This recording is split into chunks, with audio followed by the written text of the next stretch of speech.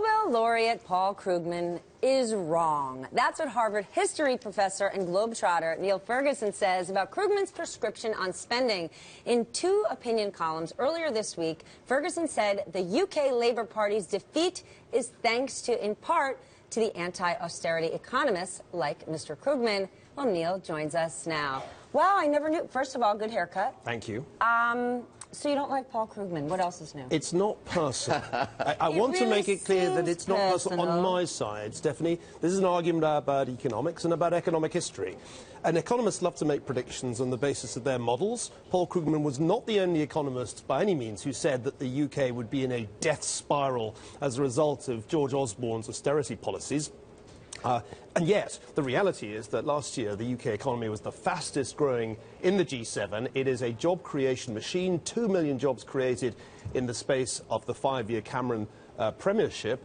He was wrong, and so were all the Keynesian economists who predicted disaster. Remember, he said there would be a Great Depression. It would be worse than the Great Depression. Those were his words. Neil. In the Great Depression, Eric, unemployment in the UK I'm not about 20%. to argue with you. I'm not about to argue. I am not taking Paul Krugman's side in this debate. This is I'm just saying it may not be personal, but in your writing, sir, you reserve a special hatred for Mr. Krugman.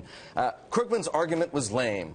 Publishing this shoddy diatribe was a blunder on Krugman's part, and my favorite in this HuffPo piece from which I'm quoting. Like his journalism on the United States, Krugman's writings about Britain are characterized by extreme partisanship, complemented by a touristic level. If that isn't personal, God help the person you do have a personal spat with. Remember, those who dish it out should be prepared to receive it. And Paul Krugman has dished out far more abusive language in his column in the New York Times and on his blog. He referred to the Chancellor, George Osborne, as an upper-class twit, to give just one example of the kind of insults that he dishes out. I won't go into the things he's called me, so I think my language is really restrained.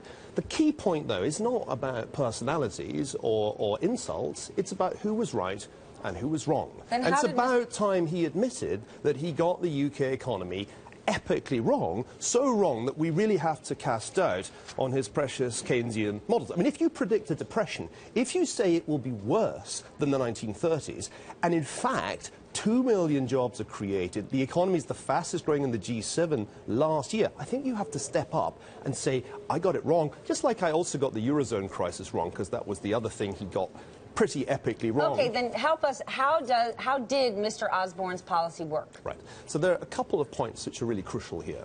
One is that it wasn't the case that reducing the deficit would cause growth to crater. Quite the opposite. Nor was it the case that Osborne did not have to worry about confidence. Remember, a key argument Paul Krugman made was that there was this thing called the confidence fairy, and you were crazy to worry about confidence. You should just run a deficit of 10% of GDP for the rest of time, or at least until the economy recovered. That was wrong. The more Krugman talks about the confidence fairy, the more business confidence in the UK recovered. And it recovered because business could see a government that was taking control of a disastrous fiscal position. All right, we have to take a quick break.